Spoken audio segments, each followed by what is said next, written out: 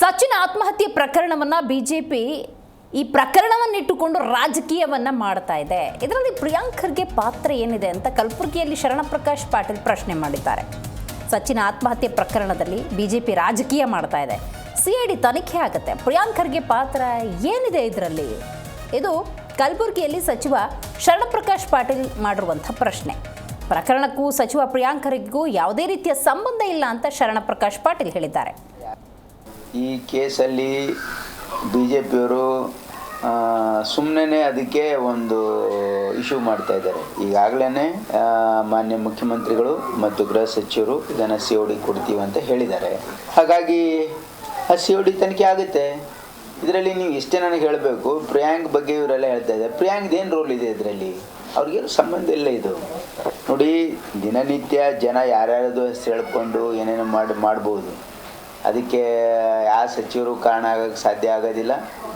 ಮತ್ತು ಯಾರೂ ಕೂಡ ಇದರಲ್ಲಿ ಸರ್ಕಾರ ಓಪನ್ ಇದೆಯಲ್ಲ, ನಾವೇ ಇನ್ವೆಸ್ಟಿಗೇಷನ್ ಮಾಡೋದಕ್ಕೆ COD ಎನ್ಕ್ವೈರಿ ಮಾಡೋದಕ್ಕೆ ಮಾನ್ಯ ಮುಖ್ಯಮಂತ್ರಿಗಳು ಹೇಳಿದ್ದಾರೆ.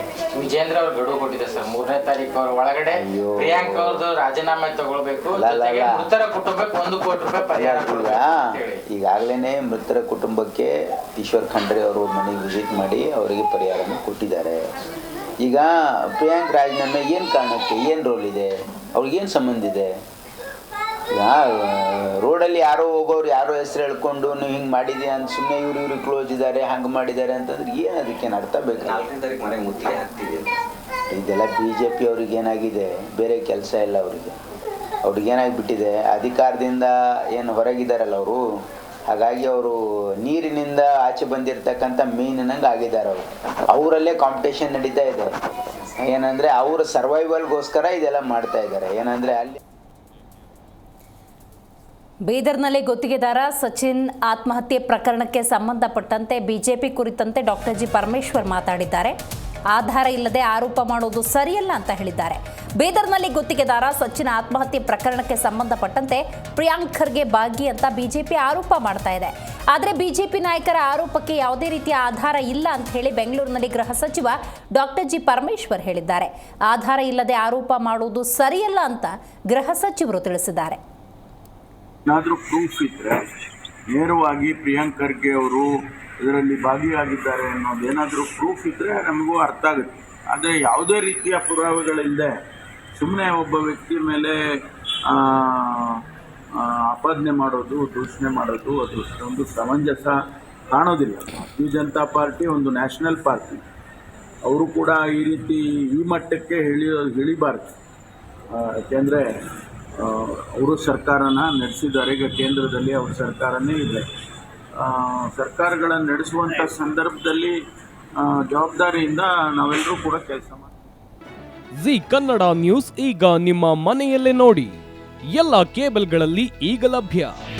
ನಿಮ್ಮ ನೆಚ್ಚಿನ ಜಿ ಕನ್ನಡ ನ್ಯೂಸ್ ಈಗ ಸನ್ ಡೈರೆಕ್ಟ್ ನಲ್ಲಿ number 292, Tata play number 1664, Jio TV number 1334, NXT digital number 30, in cable number 30, city networks 51, U digital number 162, GTPL number 17, Rockline telecommunications number 42, Shri Basaveshwara cable number 168, rural cable network 60, Vinayaka digital 57, Abhishek cable 821, city channel 53, Siddeshwara cable network 57, V4 digital Infotech 628, Surya digital networks 53, Gajanan digital number 836, Malnad Infotech private limited number